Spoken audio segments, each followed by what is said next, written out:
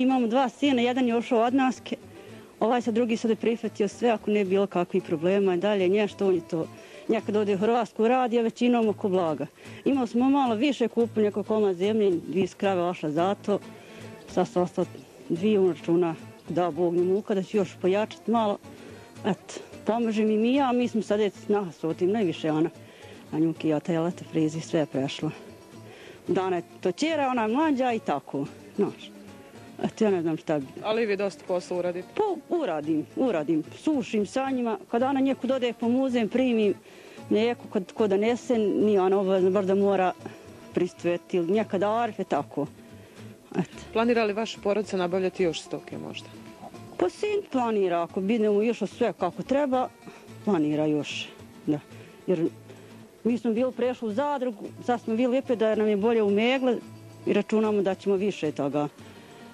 Zato što su oni bili rekli da neće se moći varenka izlijeti nek veći količine. Ovo su male količine, sva krava 2, nema niko 600 litara, 400 mjesečno. To malo kada se desi da ima i tako da, šta ja znam, tako. I on računaju se da išlo na više, ako bi ne sve išlo u redu. No, sin nam taj šta je ovdje s nami.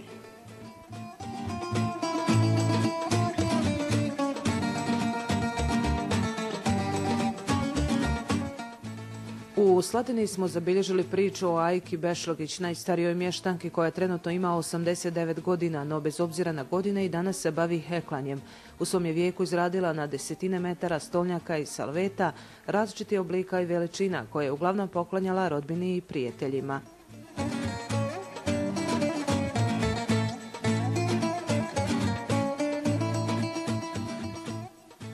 Ja sam Bešlogić Ajku, 18. godište. Bog ti dao. Živjela sam toliko godina, svašta sam provjerila. Radila sam što se god ručno radila. Heklala, radila zemljoradnju, sve živo radila. Eto.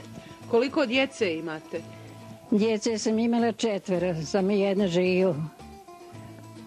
Malahno umrili, 2 umrila malahno, a 1 veliko, uzeto u vojsku. I tako. Evo, kažu za vas da ste puno se bavili ručnim radom, da heklate i danas. Ma heklam i sada malo pa. Ovo sam s nama se podijelila, jedno i drugo i tako.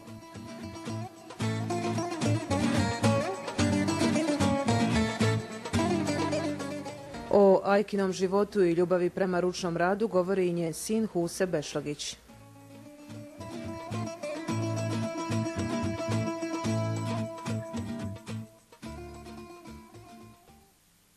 Zovem se Huse Bešlogić, sin sam Ajkin. Ona je sad kod mene i dobro je zdravo.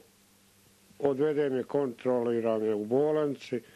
Bavi se sa heklanjem od mali nogu, tako reći, naučila je. Još rekla je da je išla na tečaj onda kad se išla u medresu. Jer ona je hođena čiji. I ja kad sam bio manji, možda sam završio samo školu, ja sam znao ići u Bihać po rudu, tačica je išla po rudu.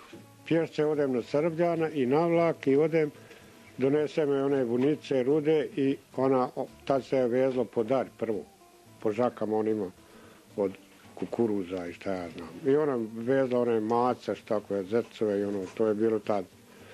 I uglavnom, dobrog je zdravlja i tako. Ovoga je puno i puno naheklala, to je više podijeli, to naplaćivala nije nikome, svakom živom, od komšiluka pa roda pa i neroda, Milošta, kome je god pošla, ona je bar par salvetića napravila i dala poklon. Toliko, ja ne znam.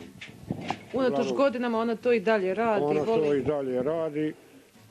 Sad neki je dan oplela čarape od rudice i pitam ja kome će, veli ne znam, nekom će zapasti. Ne. A vjerovatno gore Halidi Durno, ova što radi upošto. Ona njoj dala neku vunicu, kaže neka, a ona je tetka.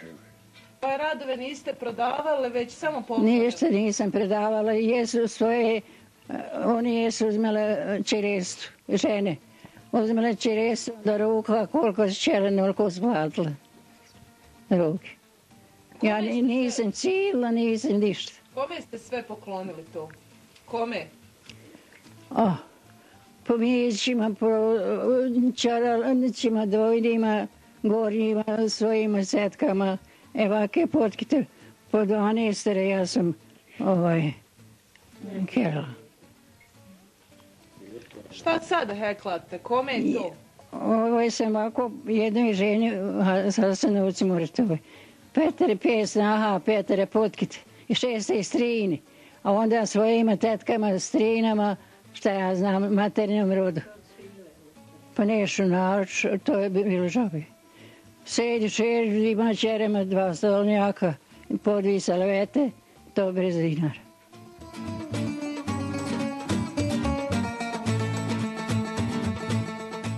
Mještanin Slatine Husein Abdagić dugi se niz godina bavi preradom ljekovitog bilja, proizvodi čajeve, tinkture i druge ljekovite preparate.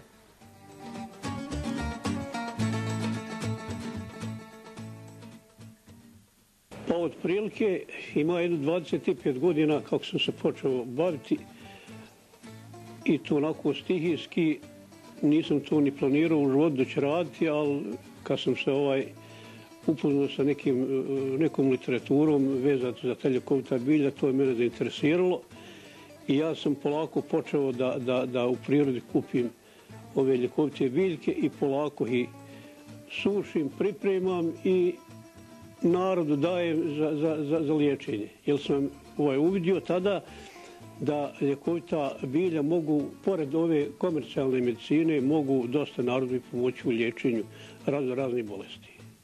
Šta to pravite od ljekovitog bilja? Od ljekovitog bilja uglavnom najviše pravim ove čajeve koje se suše i tako u tom smislu se daju zainteresiranim. Oni od toga prave čajeve, a pored toga još pravim sirupe, pravim masti, pravim razne tinkture. Uglavnom sve što se može napraviti od ljekovitog bilja, to i pravim. Gdje nabavljate biljke? Biljke uglavnom nabavljam na terenu našeg kantona. Jedan dio biljaka nabavim u Primorju, uglavnom vodim na Pag, pa tamo nađem kadlje, nađem onoga dalmatinskog vriska, jer toga nema ovdje kod nas. Šta u ovom trenutku radite? Evo sad nema baš bilja. Pa u ovome trenutku jedino od tih ljekovitih biljaka može se naći ljekovita imela. To je onaj parazit koji raste na hrastu, na jablanu, na kruški. Vrlo ljekovita biljka. Uglavnom koristi se za regulisanje krvnog pritiska i za još dosta tih stvari koje pritišću ljudski organizam. Jedino ta biljka se ubire zime, a sve ostalo se ubire jesen, ljeto, proljeće. A u ovo zimsko doba malo sređujem ove svoje čajeve, malo ih sušim, meljem, pakiram i tako. Šta najviše građani traže od vas kad dođu? Pa, građani što traže od mene najviše su čajevi koji su vezati za živčani sistem. To je vjerovatno posljedica ovoga našeg rata. Znači to, pa onda čajevi vezati za dišni sistem, čajevi vezati za probavni sistem, ali sa naglaskom da najviše naroda dolazi koji se žali na taj poremećeni živčani sistem.